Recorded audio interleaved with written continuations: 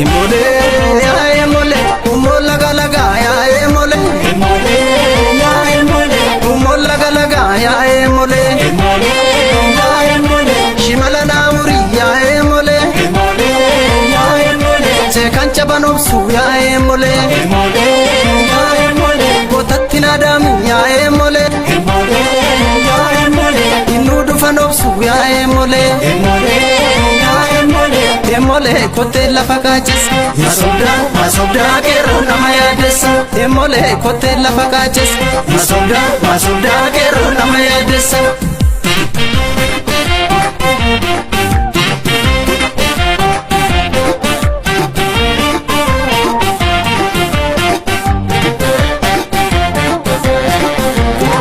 Didengal kaban didengal jajabeko ya harita efmadu walaloo mata dureen ishii odaa meetii dhiyaadhaa irraa fudhadhaa qooda miidhagina uumamaa mukni odaa faaya tanaaf oromoonni filate gaaddisa odaa caayaa kan walitti hirkateetu tabba waliin baya ja'aniitis jalatti lallaban nagaya hangafa gaaddisaa caayaa oromoota jalaa bishaan qabda gubbaan firii baatta bu'uura hiraaf seeraa gulantaa ulfinaa kan gaaddisa kee taa'e faantisaa qabbana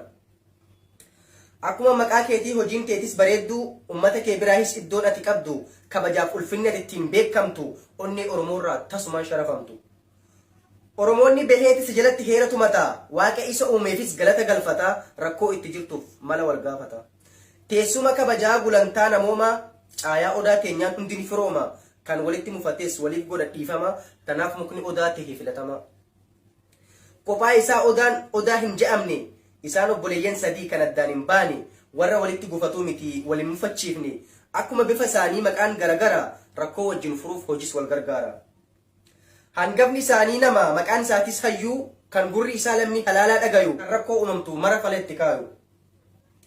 kan lammadaa muka maqaan odaa sadeessoonis heera sirna gadaa akkatti namuutu addaan hirate qooda odaanis bakka isaan maltu erga gad dhaabbate akkuma waadaa seeniin obbolaa simate hayyuunis heera tumuuf ulee isaa qabatee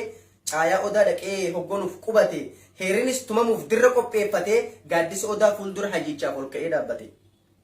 yaa muka kabajamaa muka oromoon jaalatte mukoota hunda keessaa caayaadhaaf filatte maqaan keetis odaa jechuun moggaafatte meenatti himuu dandeessaa hayyoonni lubbuun dabran maal faasitti dhaammate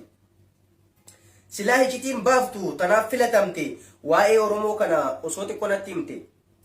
yaa dhaalchisa heeraaf seera gadaa ati oromoo biraa bakka guddaa qabda uumamni kee adda faaya caalu addunyaa tanarra hin jiru mukni siin madaalu tokkolleen akka hin jirre anuu ragaan baha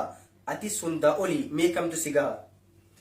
gaaddisa qofaa miti waa hedduun beekamta caasaan hidda keetii oromoo fakkaata yoo bifa bareenni kee namayyuu hawwata biqiloonni kamiyyuu yoo si jalaan meere nagayaan guddata akka mukoota kaanii guyyaa hin daraartu hagam yoo dhageesses waan hayyuun dubbatu guddunfitee keessa hicitii hin baaftu tanumaaf argatte kabajaas hin maltu. Thank you. Nika dhugaa dubbata yoo kagaraa tokko sobaan bula oduu dalgada inni tuuqamee dhugaarratti name karchallee ciisa qabame namni kamuu harka duwwaa dhalataa qabeenya yoo ta'e hojiin argata warri sooressaa kophaa kabajamaa hiyyeessimaaf daddarba amanamaanaan goshaniin taphata kan baratee bee hojii kadhata amanamtummaattis beekamane kokka suuquuf darbame walaloo mata dureen ishii odaa meetii dhiyaadhaa irraa fudhadhaa qooda miidhagina uumamaa mukni odaa faaya tanaaf oromoonni filate gaaddisa odaa caayaa kan walitti hirkateetu tabba waliin baya ja'aniitis jalatti lallaban nagaya hangafa gaaddisaa caayaa oromoota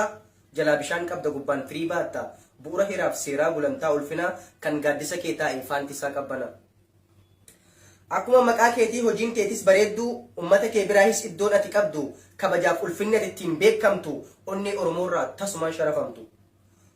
oromoonni beheetis jalatti heeratu mataa waaqa isa uumeefis galata galfataa rakkoo itti jirtuuf mala wal gaafata teessuma kabajaa gulantaa namoomaa caayaa odaa keenyaan hundi ni firooma kan walitti mufatees waliif godha dhiifama tanaaf mukni odaa ta'e filatama kophaa isaa odaa hin je'amne isaan obboleeyyan sadii kan addaan hin baane warra walitti gufatuu miti waliin mufachiifne akkuma bifa isaanii maqaan garagara rakkoo wajjin furuuf hojiis wal gargaara hangafni isaanii nama maqaan isaatis hayyuu kan gurri isaa lammii halaalaa dhagayu kan rakkoo uumamtu mara faletti kaayu. Kan lammadaa muka maqaan odaa sadeessoonis heera sirna gadaa akkatti namuutu addaan hirate qooda. Odaanis bakka isaan maltu erga gad dhaabbate akkuma waadaa seeniin obbolaa simate hayyuunis heera tumuuf uleesaa qabate caayaa odaa dhaqee hoggonuuf qubate heerinis tumamuuf dirra qopheeffate gaaddisa odaa fuuldura hayyichaaf ol ka'ee dhaabbate. Yaa muka kabajamaa muka Oromoon jaalatte mukoota hunda keessaa caayaadhaaf filatte maqaan keetis odaa jechuun moggaafatte meenatti himuu dandeessaa hayyoonni lubbuun dabran maal faasitti dhaammate. Silaa hijitiin baaftu tanaaf filatamte waa'ee Oromoo kana osoo xiqqoonatti himte. Yaa dhaalchisa heeraaf seera gadaa ati Oromoo biraa bakka guddaa qabda uumamni kee adda faaya caalu addunyaa kanarra hin jiru mukni siin madaalu tokkolleen akka hin jirre anuu ragaan baha atis hundaa olii meekamtu si gaha. Gaaddisa qofaa miti waa hedduun beekamta caasaan hidda keetii Oromoo fakkaata yoo bifa bareenni kee namayyuu hawwata biqiloonni kamiyyuu yoo si jalaan meere nagayaan guddata. Akka mukoota kaanii guyyaa hin daraartu hagam yoo dhageesses waan hayyuun dubbatu guddunfitee keessa hicitii hin baaftu tanumaaf argatte kabajaas hin maltu. Thank you. Qeerroo bosonatti galii. Galii. Sabni keen bilisoomne galii. Galii. Jaalbarruutti su'aamaa galii. Galii. Poolisii Oromiyaa bosonatti galii. Galii. Nu fixuu dhiisi galii. Galii. Nu singallaa galii. Galii. Warri faannoo boollatti galii. Galii. Jiraachuu dadhabne hidhaa biyya jechaa baay'ee dararamne awwaal jallee dhabne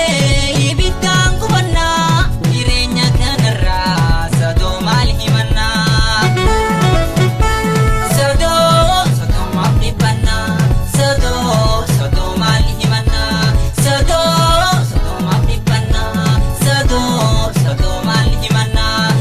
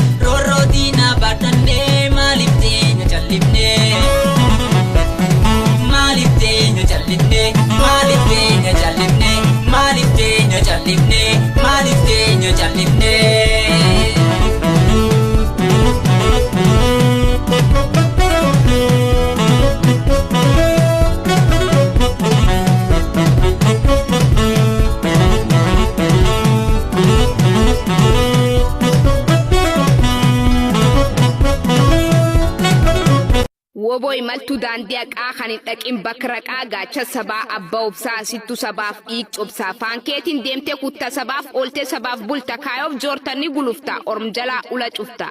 inalchitu waan dharaa hin barbaaddu qoof garaa dhugaaf joorte aqaaf kaata tulluuf tabbu.